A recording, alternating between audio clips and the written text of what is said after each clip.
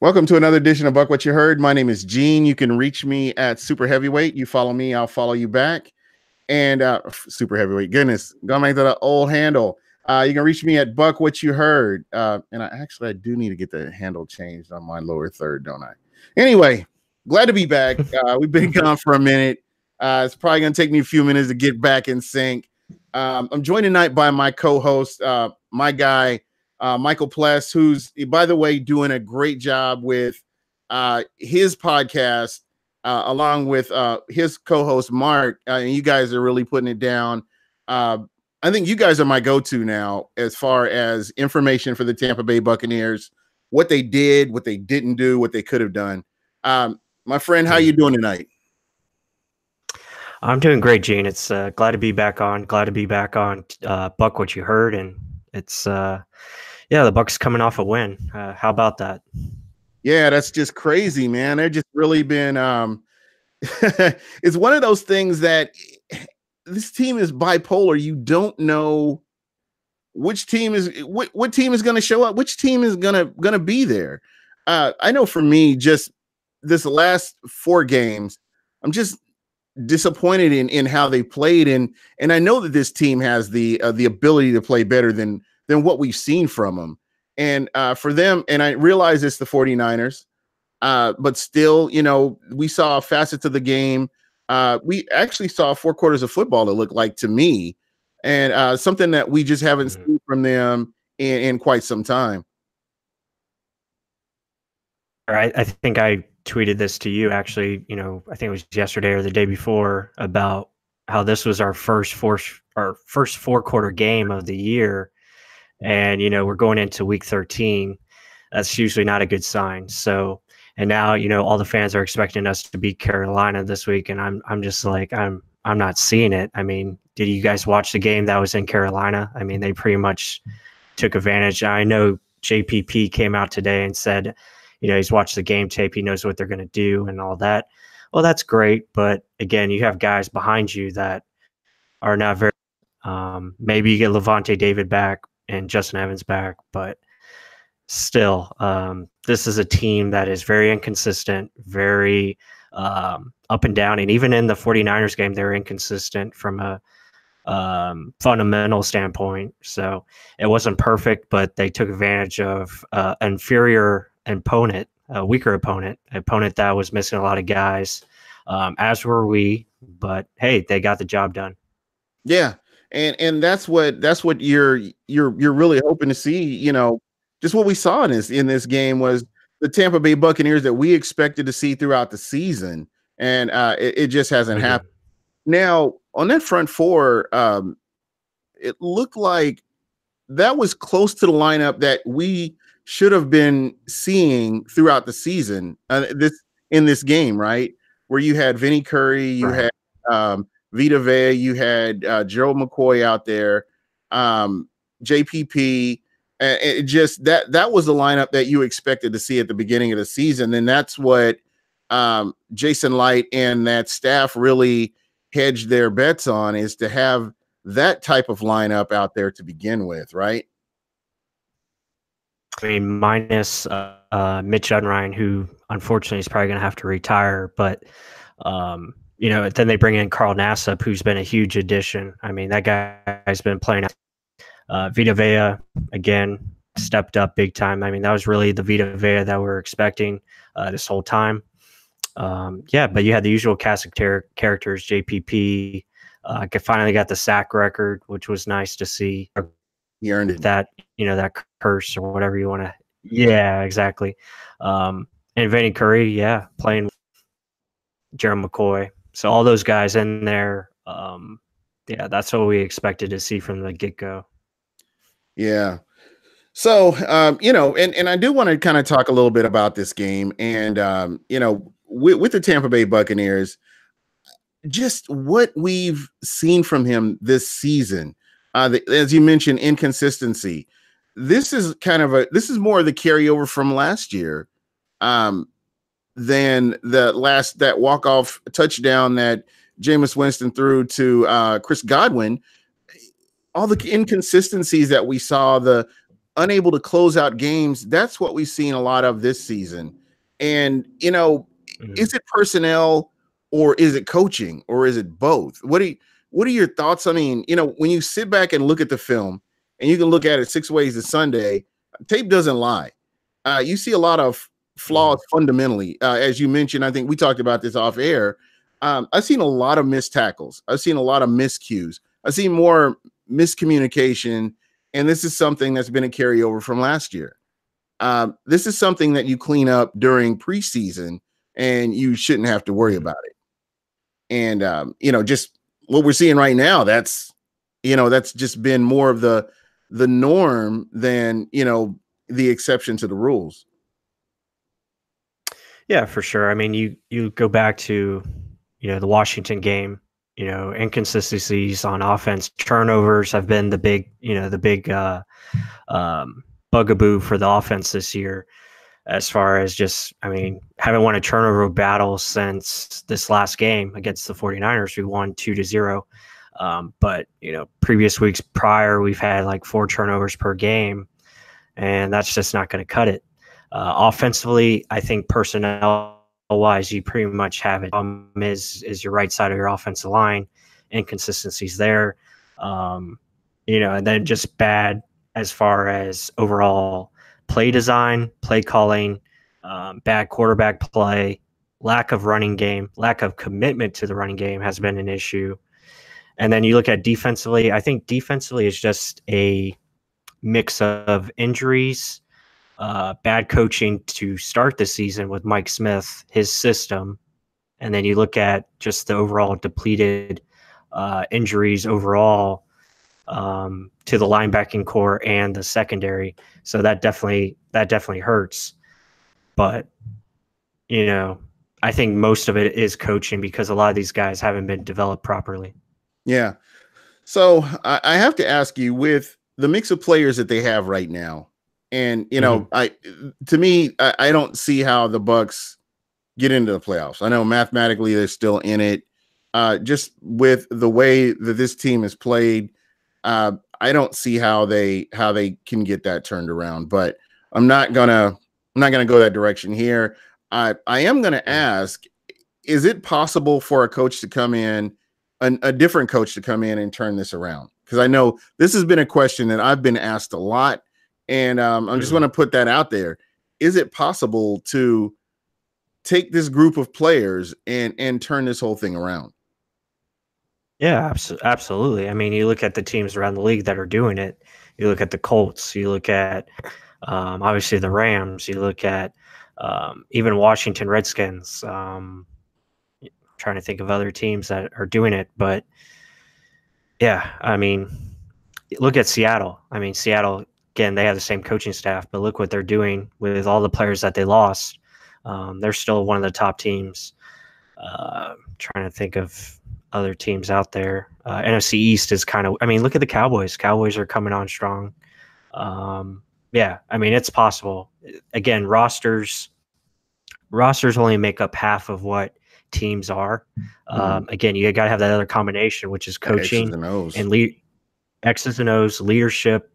It all matters. Yeah. So, I mean, and again, I guess a lot of fans are just frustrated with the direction this team has gone. And when you look over the past 5 years, do you see, because I guess I don't really see it, market improvement that would, that you would say, okay, let's keep these guys around and do something else with them. As I'm looking at this team, they've brought players in. Some players didn't work out. They've hit on some players, and some players they haven't. But I think they've got these players here. You've got a lot of good players, and you could see what a defensive line, if they can get pressure on the quarterback, that definitely helps the defensive line. That helps the defense as a whole.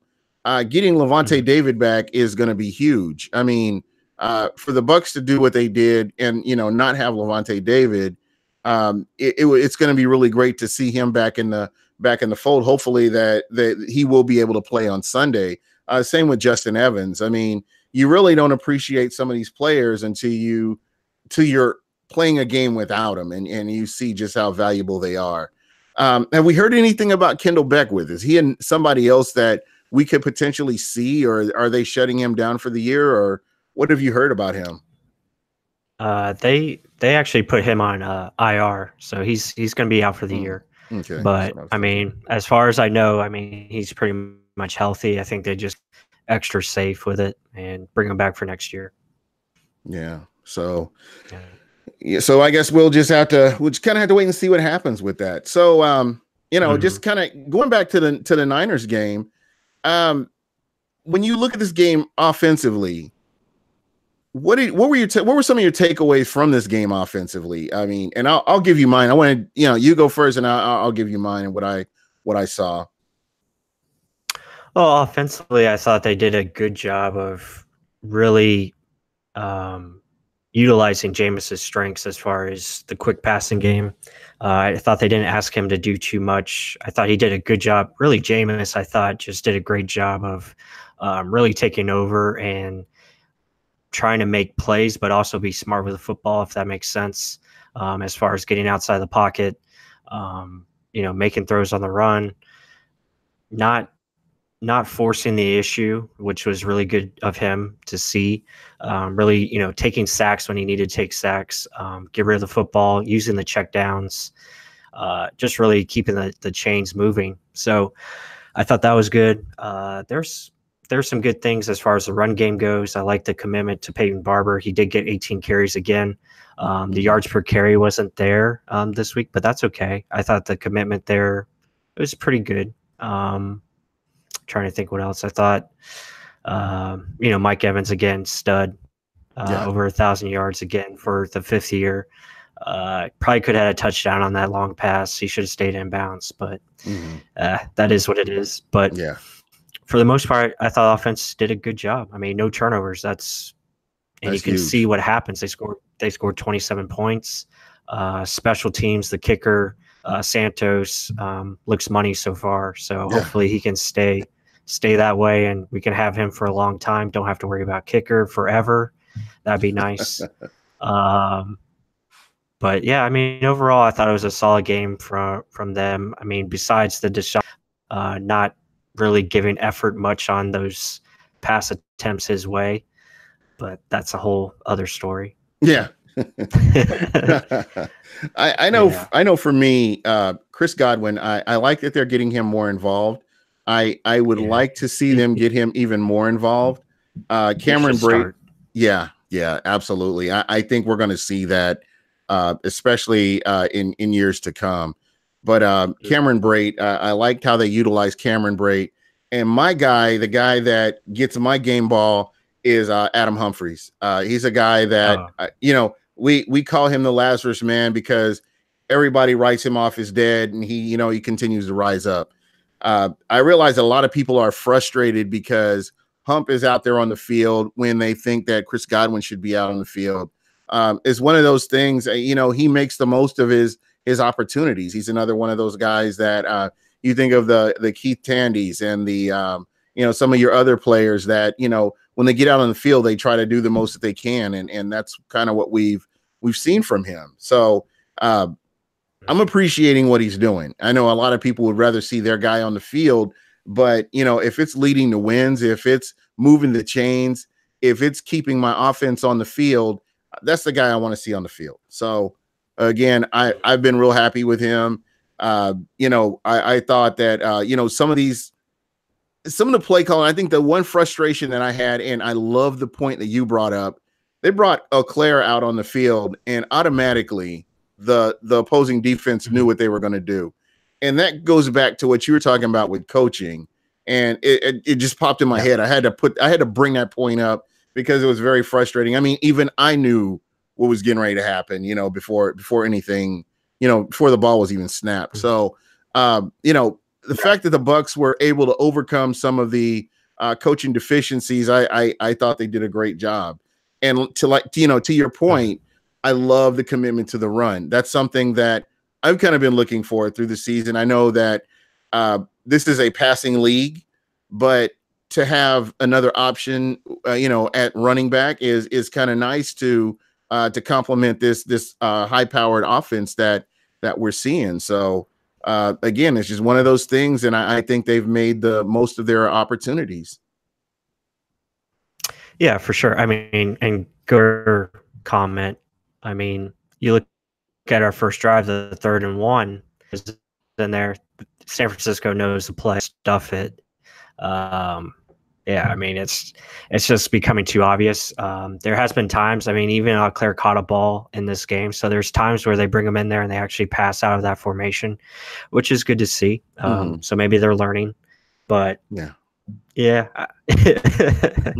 But I thought for the most part, it was a pretty good game offensively. Again, the main part was just turnovers. And I thought the play of Jameis was where it needed to be. Yeah, most definitely. Now, how does he improve? What does Jameis need to do to improve? I mean, where he had a good game. He had a very solid game. The touchdown pass was really nice in the back of the end zone. I thought that he hit receivers where he needed to, and he didn't put people in danger this time. And I thought that he had a really rock solid game, to be honest. And is this something he can improve on? There's anything he really needs to improve on. I think it's just about showing it again. I think it's just being consistent with who he is and how he played it last week. So if he can continue to play like that weekly, that's just overall consistency from the quarterback position. If he can take care of the football, that's really what we're looking for. It's just him being smart and getting the ball into our playmakers' hands. If he can do that every week, then this team's going to be in a lot of games and they're going to probably win most of them. So is this one of those things where you look at Jameis and you see him hitting his check downs? Is this something that they've been coaching him on, or is this natural? Or I mean, what are you seeing from Jameis? I mean, this is his first game back. I realize, and I think we talked about this earlier, how humbling it is to, you throw all these interceptions in the Cincinnati game and then they bench you and you're getting another opportunity. And Jameis, it looks like he's making the most of those opportunities. And he's, putting the offense, putting the team as a whole in a position to win. So the little things that he's doing, is that something that he's being coached on, that you think, or what do you see there? I can't say if he's being coached on it, because a lot of these players are not being coached to per se as far as fundamentals go. But I think it's just him realizing that he's got to take care of the ball. I think it's more of him a little bit and understanding that, hey, the open guy, whoever's open first, I got to get the ball out to him quickly. And I think that's what he's doing, spreading the ball around. Yeah. Interesting point here. Shooter in the stash was asking, what are your thoughts on the sacks now that Duffner's taken over? Can you see a difference in this defense? I don't think there's really a difference as far as what's being called and what's not being called. I think defensive line, is just playing more together. Guys are doing better stunts as far as what they're being asked. Really just beating the guy in front of them. I think that's really what it comes down to. I think Coach Buckner said to keep it simple, and I think that's what they're doing. They did it last week and I think the week before against the Giants. So, yeah, I don't see anything different as far as play calling. Yeah, it looks like more of execution than anything, I guess we'll really say. Yeah, it's simplifying everything. I think that's what they, Mike Smith was just keeping it way too complex for these guys, changing plays, not calling the plays that they practiced. Just a lot of those things where it was just guys were way too confused and way trying to think way too much out there. And I think now with Duffner, they're just keeping it simple and letting these guys go out there and play fast. Yeah, and it looks like it's working. And one guy, I know we kind of touched on this a little bit. I'm going to kind of jump over to the defensive side of the ball, is Vita Vea. And, it looks like somebody in the chat, Ken F was saying Vita Vea coming on stronger. One thing to keep in perspective is this guy is a rookie. And, I know a Mhm. lot of people were expecting him to go out and be this dominant player. And, sometimes it takes a while for certain players to get adjusted to the speed of the game. And what was very encouraging for me was who Vita Vea was going up against. It wasn't like he was going up against some third string scrub or something like that. He was going up against, a quality offensive lineman, and he really Mhm. looked good. I love his footwork. I think that's coming along. I think he's getting into to football shape, and and I think you mentioned this earlier. Uh, he's one of those guys that you kind of have to keep him out there and keep feeding him, get him out there and get him going after the quarterback, and he just gets stronger as the game progresses. And that's kind of what we saw from him. I was pleasantly surprised, and again, he's one of those guys. I think it's a work in progress, but I think that he will come around and he will be a good player. That's just a sample size of what he could potentially be. Yeah, I think a lot of people forget that he didn't have his first snaps till week 4 of the season. I think he's just starting to get his legs underneath him, starting to get more snaps as the year goes on. And hopefully, he'll continue to play a lot. And I think he should start, the remainder of the season. I think last week we just saw a glimpse of what he can be, going towards the future. Yeah, he looked like the guy that came out of Washington. He was fast off the line of scrimmage, making plays in the backfield. I mean, that's running what we down expected running from. down running backs and stuff. Yeah, I mean, that's what we expected from him. The guy's a talented dude. I don't buy all the, the bus talk. You can't say that. It's only been his first year. Again, this is a guy 4 years of football before this, season. So he's still very raw, still has a lot to learn. I think he's going to be a good player. Yeah, I'm excited to see what he could potentially do.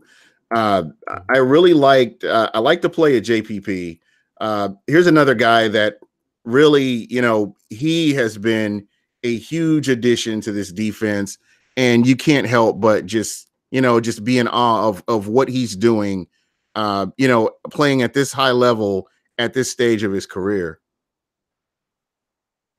Right, absolutely. I mean, JPP is like an Iron Man. I mean, that guy like looks like his legs are being bent back, and he's still going out there, playing like a beast. So, I mean, big kudos to him for getting 10 sacks. It's been since 20 or 2005. So, um, yeah, I mean, he is the guy right now, and has been a very good addition for this team. Well worth the third round pick. Most definitely. Uh, yeah, I mean, definitely a leader for this team, and he wants this team to be successful for sure.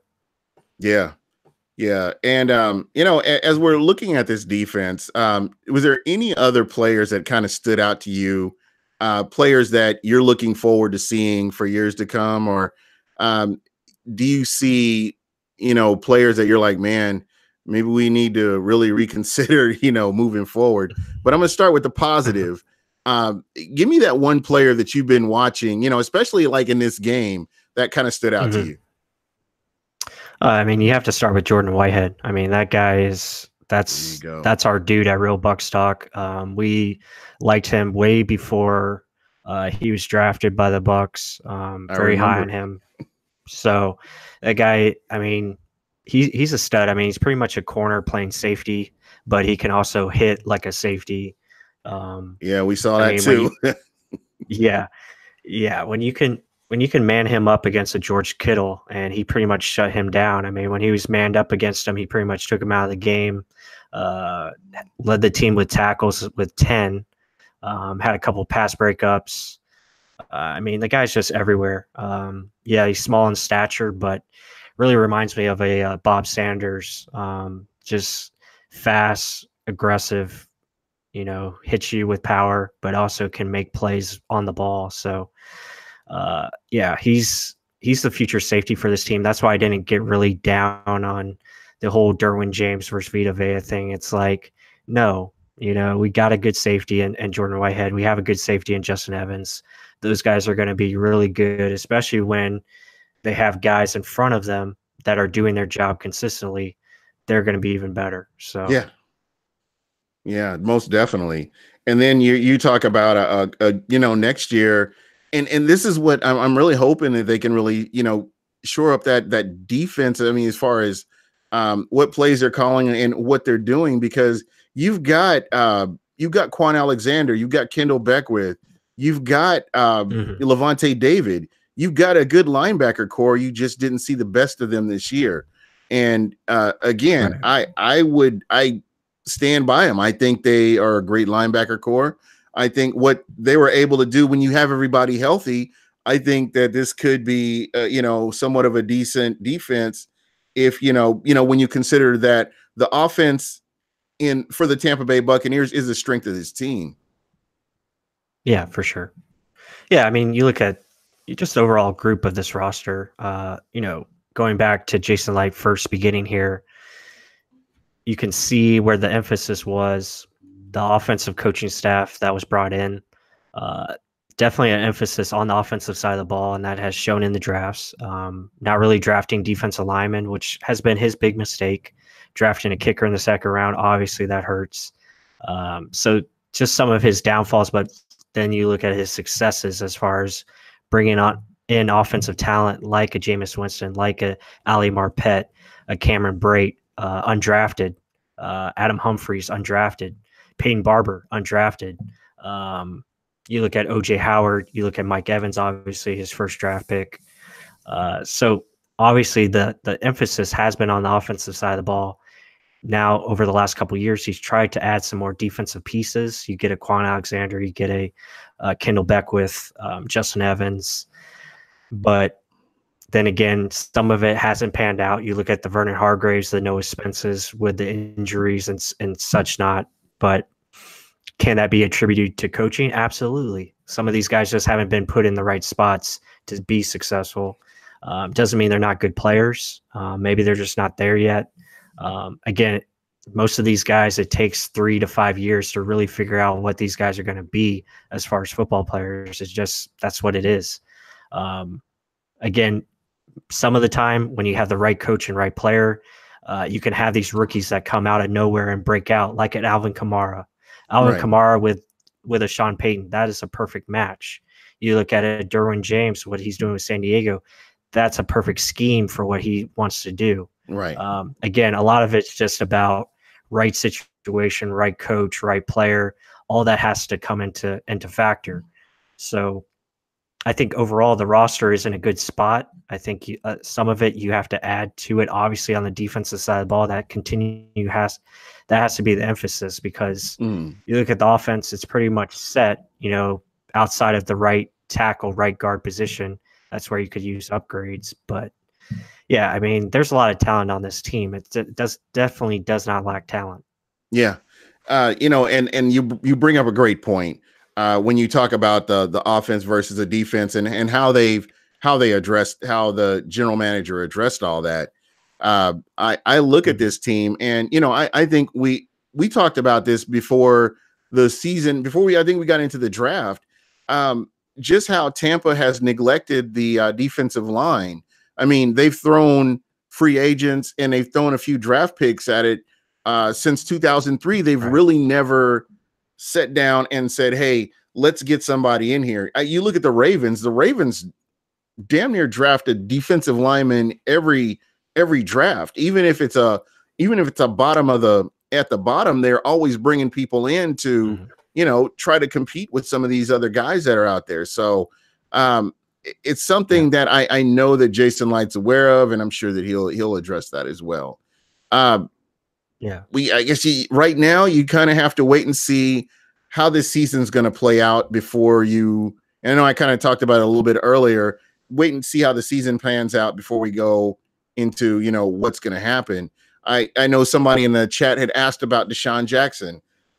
Here's a guy like Shooter had said, I'm the same way. I really wanted Deshaun Jackson to work out. I thought that what he brings to a team, or what his potential, on a team, he's somebody that could really, do a lot for this team. We saw that in the first 2 games of the season. And now he's one of those guys where, I don't see him coming back. I don't see him being in Tampa next year. Just based on the way everything is right now, I just don't see him being back. And this is where a Chris Godwin would come in. And who knows? They may find somebody in free agency. You just never know. They may draft somebody. We don't know what's going to happen that far ahead. We're still playing games in the season, so it's kind of hard to tell. Yeah, I think it really depends on who is the GM and who's the head coach. I think all of that matters. It depends on if they bring back Jason Light. If they bring I shouldn't say that. They're definitely not going to bring back Dirk Cutter. I don't think. I think he's going to be gone. I think the staff should be fired. But as far as the GM and as far as the owners, like who the owners are allowed to, are they going to go after a GM first, or are they going to let Jason Light pick the head coach? So all of those questions have to be answered first. If they bring in a defensive coordinator and let's say he wants to play a 3-4, do we change to a 3-4? Does that change personnel? So all those factors have to come into play. What kind of offense are we going to run? Are we going to run a West Coast offense? Or are we going to keep the same vertical offense and just make some minor adjustments? So all that kind of stuff, it all plays together. As far as Deshaun Jackson, I like the guy. I like his attitude as far as wanting to win. And I think he wants to win, but I know he also wants to get the ball, and I can't blame him. A lot of receivers want the ball and want to be a factor in making plays and helping his team win. So, but as far as him and Jameis, I just don't think they're a good match. I just don't see it getting better, unfortunately. I thought during preseason it was going to get there, but I don't know. Who knows? I mean, if he plays this week and has 100 yards and then everything changes. So you just never know. Yeah. Again, that's just one of those things. There's really no way of telling. I do want to kind of fast forward. I do want to talk about the Panthers. This is a team that the Tampa Bay Buccaneers, they were basically getting curb stomped, and they came back and made somewhat of a game out of it. This will be a different scenario, I believe. There will be players that will be healthy that Carolina didn't see the last time. I think that you're looking at offensive line that's playing a lot better together. And I realize, that right side is still suspect, and they're still sticking with the Caleb Benenoch experiment that should have been blown up years ago or game, at least 5 games ago or whatever. But, this team, this is a team that has the ability to put up big numbers. They can put up points, given the situation. So this is a winnable game. And I've said this, and I'm going to stick by what I've been saying. The Bucs haven't really shown it, but like we talked about the talent on this team, they can win. Any of these games are winnable for the Bucs. I don't see a game left on the schedule that the Bucs couldn't be in. Well, with the exception of maybe the Saints. I don't know about that. They're faced in the first game of the season. It's going to be different this time. But again, it's a division rival. You never know what can happen. So there's potential there. But, just kind of getting back to it, when you look at the Carolina Panthers, Cam Newton, and, they've been able to move the ball, but they just haven't been able to win games. And what are they? What are we looking at? A 3-game losing streak for them? Yeah, I think they're 6-5 now. So. Yeah, 6-5. So, yeah. Again, this is a winnable game. Tampa just has to go out and execute and make sure that they're keeping these plays in front of them. The one thing that unnerves me is that between Tampa and Carolina, I believe each team they swept one team sweeps the other team. They rarely split games in the season. So I don't know. I don't know what you can really make of that. Not to mention they are playing in the Color Rush uniforms, so there's that dark cloud over them as well. So I don't know. But again, these are still winnable games. This is something where if they can go out and get that running game going, if Jameis can play mistake-free football, if your defense is making tackles, if they're playing in their assigned places, I mean, this is truly a winnable game. Yeah, I think it's definitely winnable. I think, you look at the positives of this week. The Bucs play better defense at home. I mean, that's just statistically they do. You look at last year's game at Ray J against the Panthers. I think we only allowed 17 points against them. I think the Bucs offense only scored 3. So, um, I look at this week. I think our offense should be able to move the ball against their defense. I think should be able to score. Again, it's just going to come down to Jameis and protecting the football, being smart and running, being committed to the run. That's going to be important. Defensively, I just worry about Christian McCaffrey and their speed Yeah. on the outside as far as the receivers go, and being able to take advantage of our linebackers and also our corners as well, as far as getting them in misdirection. They did a lot of that against us, when we played them up there, as far as the misdirection, a lot of reverses, a lot of, read zone options, pass, RPOs, stuff like that, where they're getting us to look one way and going the other. McCaffrey, I think, has 80 receptions already. So he's their number one guy as far as getting the ball out of the backfield. And I probably expect that to continue. So Yeah, that's something. If I'm a head coach and I know that's working, that's what I'm going to go with until a team can show me that they can stop me. So I'm right there with you. That would be what I would do.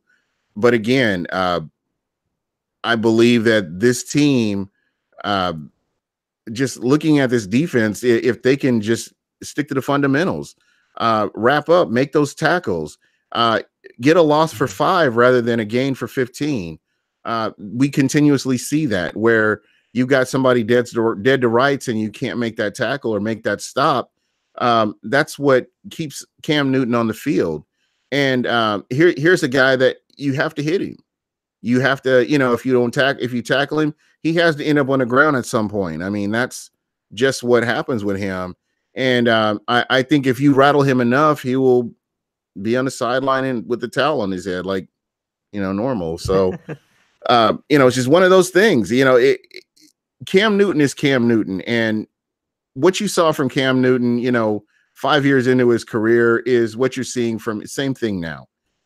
So basically, it's just one of those things. You have to make sure you're getting pressure on him and not giving him time to set up and throw the ball. I mean, that's the biggest part of it right there is, kind of slowing him down and making sure you're taking away his first read. And, you totally kind of change things up for him.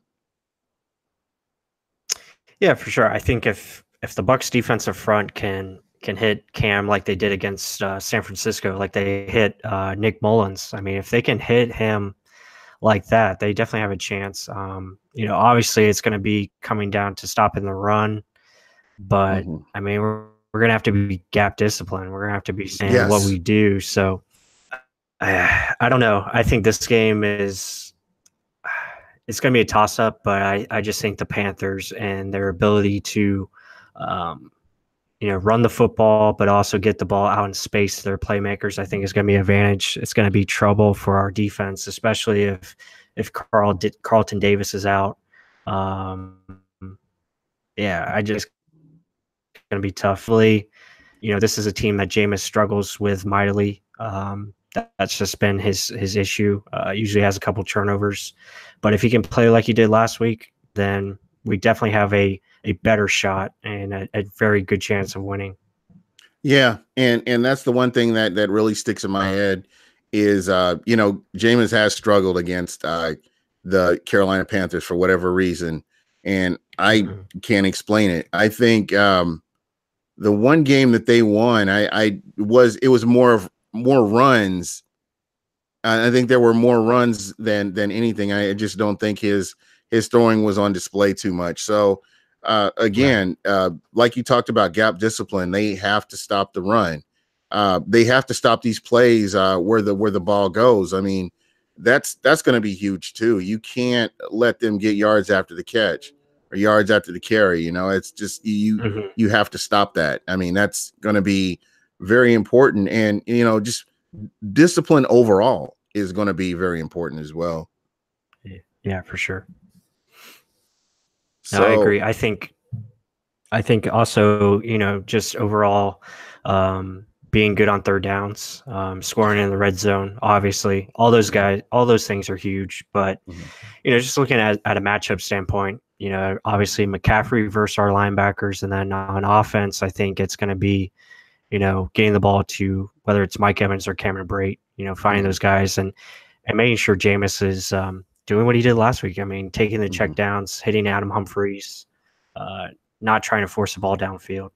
Yeah, I really want to see more of Chris Godwin. I mean, that's that's Yeah. kind of a frustration for me. Here's a guy that Mhm. he's continually gotten better. I know he had some drops earlier in the season, but he's cleaned that up quite a bit, and he looks a whole lot better now than what we saw earlier on in the season. I think that here's somebody that you really need to get him on the field and take advantage. We talk about speed and space, and the Bucs do not really do a lot of that. I mean, and they have the tools, they have the weapons to do that, but you don't see that speed and space where you're getting your Mhm. back, whether it's your running back or whoever, getting them in a position where they have space and they can just run and make their own plays. You see those long balls, or you may see a little bit of dink and dunk here and there, but it's Mhm. not there. No, I agree with that. I mean, they showed a little bit last week as far as the overall screen game and some RPOs. That was nice to see, but Mhm. it's just being consistent with it. I think again, I'm a big proponent of play action. I think that's what Mhm. we should be utilizing most. I think play action is something that in this league it just works.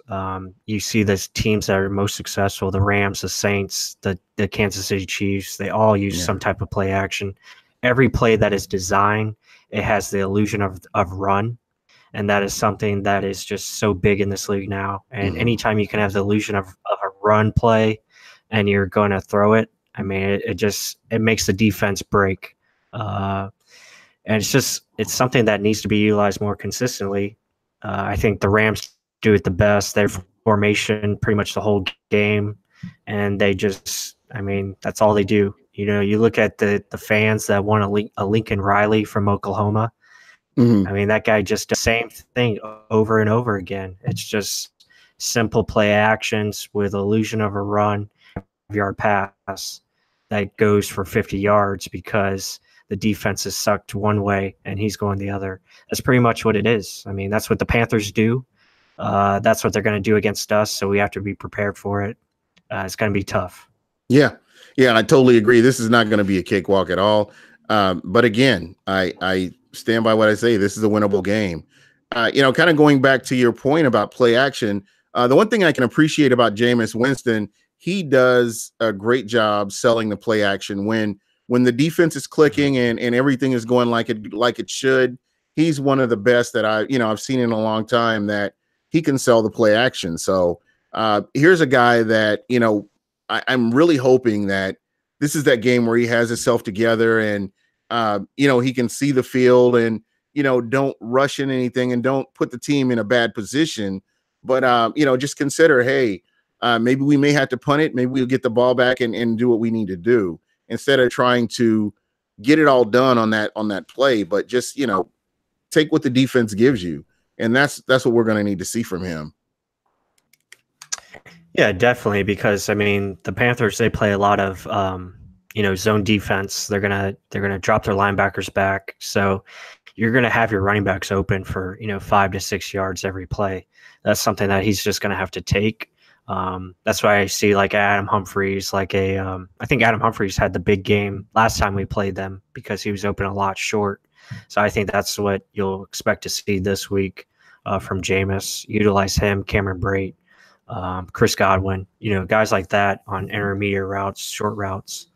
And then once you start to get, the Panthers in man coverage, that's when you can go over the top and maybe hit a Deshaun Jackson, maybe hit a Mike Evans. So, uh, but yeah, play action is huge. That's something I wish the Bucs would do more often, even if they're not running the ball successfully. It's still great to utilize. Yeah, most definitely. So, what is the injury report on Deshaun Jackson? Will he be available on Sunday, or have we heard anything?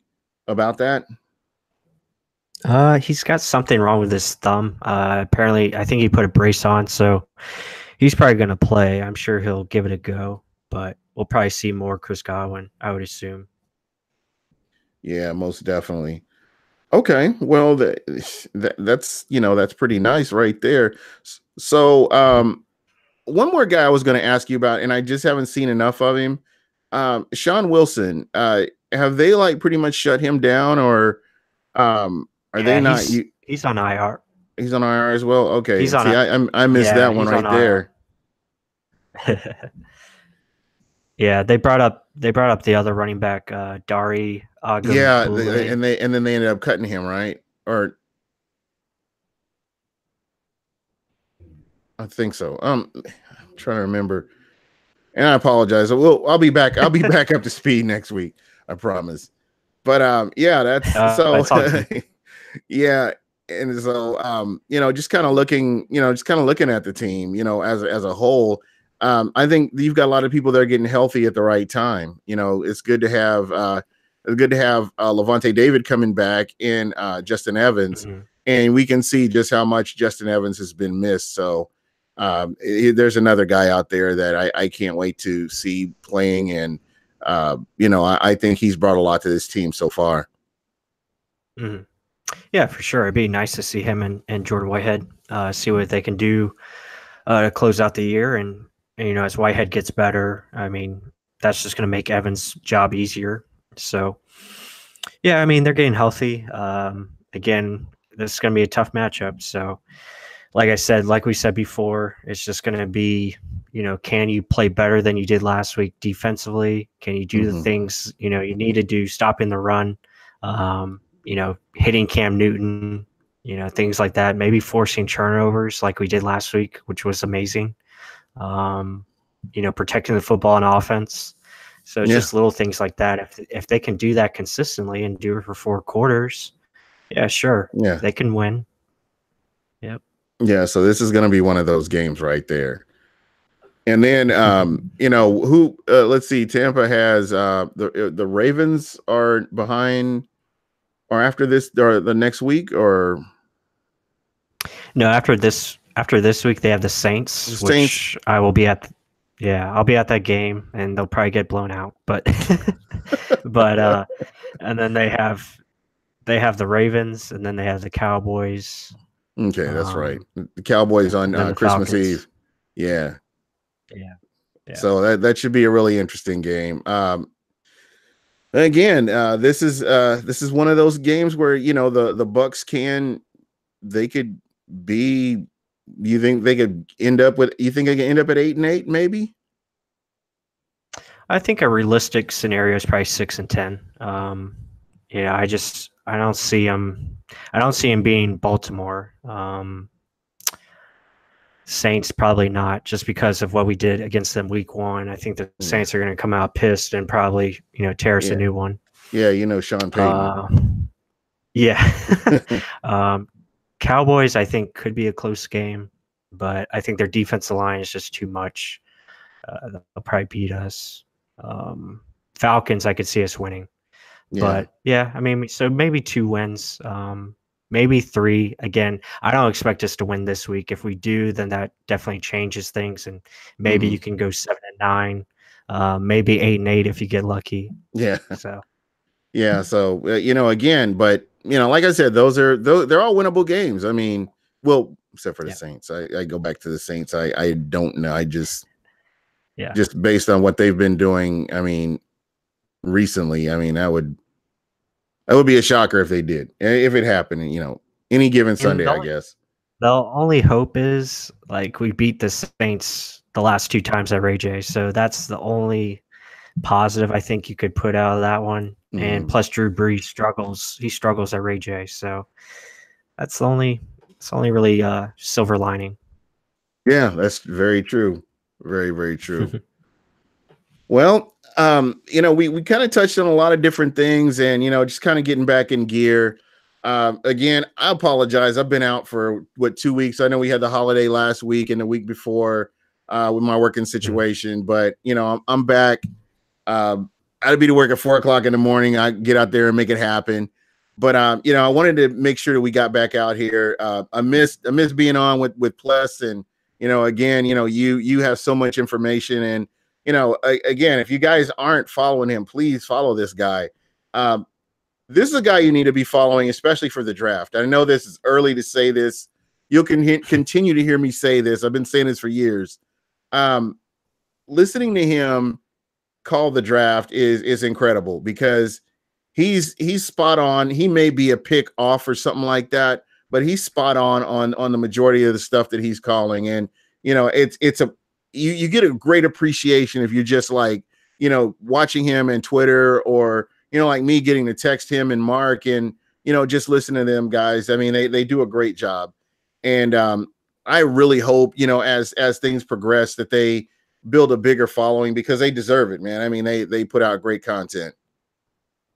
Thank you. And yeah, for the draft this year, we actually have we're going to try to go bigger this year and do some different things. So we're going to be putting out there as far as not only content, but just the overall work going into it, and making sure that we know who's going to be available, and making sure we're talking about the right people as far as players, and who's good and who's not. So yeah, I mean, we're excited about it.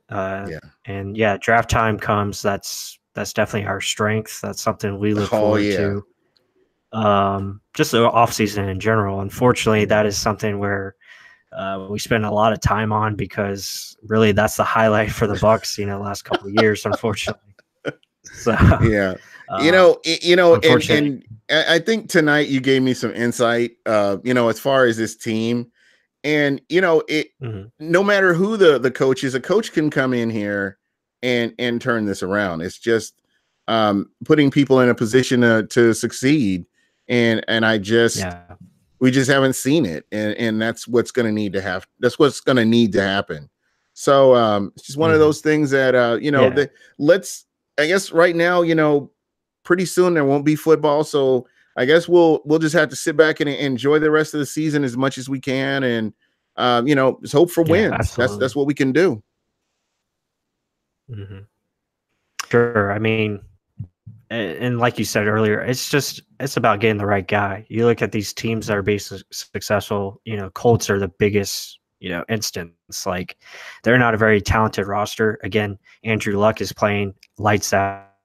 They have a coaching staff that understands what their strengths are, and he's just putting them in spots where they can be successful.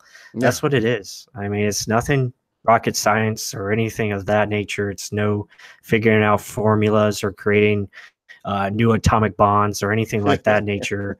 It's just finding the right matches and doing what you have to do on the field each week. It's about game planning. It's about executing that game plan. That's really what it is. And being a leader. You look at Sean McVay, that guy's a leader of men, and that's something that this team needs. That's why we at Real Bucs Talk, we think Dan Campbell is a perfect match for this team, because he's a leader of men. He's a guy that understands what it takes, and that's winning up front at the line of scrimmage, being physical. We just think he's a good fit. If you haven't heard that podcast, check it out. I think it's I'm not sure. I believe it's episode 19. I want to say 19 or 20, but yeah, I mean, that's our guy. We hope he comes here, but we don't know. It all depends on the Glazers, and unfortunately, that's the problem, is Glazers making the decisions, and hopefully we pray they get it right. Yeah. And I've heard a lot of people talk about the personnel, getting a president of personnel. That would be ideal, kind of a buffer from the owners to the general manager. I think that would be ideal, but I just don't see the Glazers going for something like that. I just don't. Just based on their track record. I mean, it would be ideal. It's what they need, but it won't happen. No, I completely agree. I think their egos are just way too much, and I don't see them stepping down as far as making decisions with this football team. It's unfortunate, because that's what they need to do. They need to take their noses away from football, focus on soccer, and just, continue to make that cash. I mean, that's what they're good at. Yeah, go ruin the and let Manchester someone United. let someone else make the football decisions would be ideal. But again, like you, I don't see it happening. Yeah. Well, guys, thank you so much. I appreciate everybody in the chat. Demand, Shooter Stash. We had somebody from Australia on here.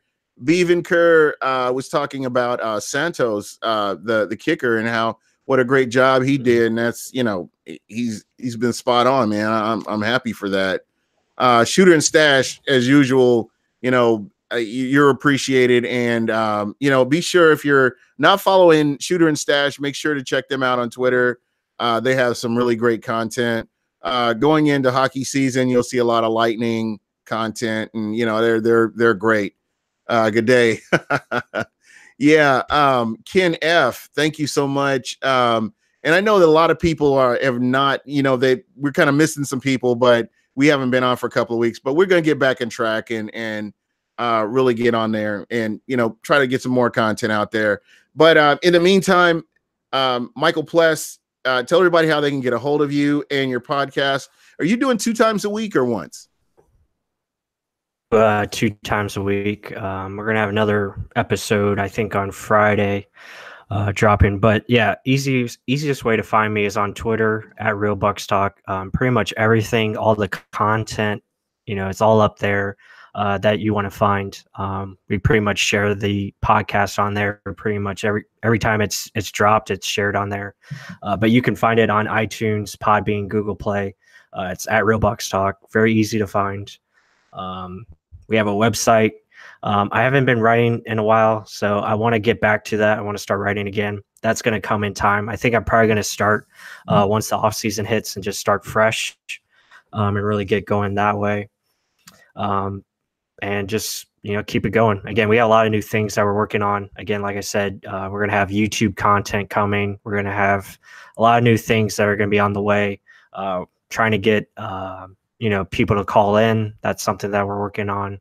Try to get the fans more involved. So, yeah, I mean, it's gonna be fun, and obviously, you know, working with this guy on Buck What You Heard. So, just more stuff coming, and hopefully we can talk more positive things about this team and not have to be so negative. So, hopefully, we have some good news coming. Yeah. But the cool thing is, you know, we've always tried to keep it positive as much as we can, but you can only go so far. Enough is enough, and the fans deserve better. People are sick of mediocrity, and you know you can't make excuses for this anymore. The Bucs have to do better; they really do. And you know, if the Glazers were smart, they would get that player personnel person in there, that buffer between the general manager and the ownership, and you know it'll go a long way. You can kind of see what's going on with Dallas, and Dallas hasn't been to a Super Bowl since Jimmy Johnson left. And, you know, that's a good example of how important it is to have that buffer between ownership and your general manager. So, you know, there's that. But anyway, folks, thank you so much. And we are out of here.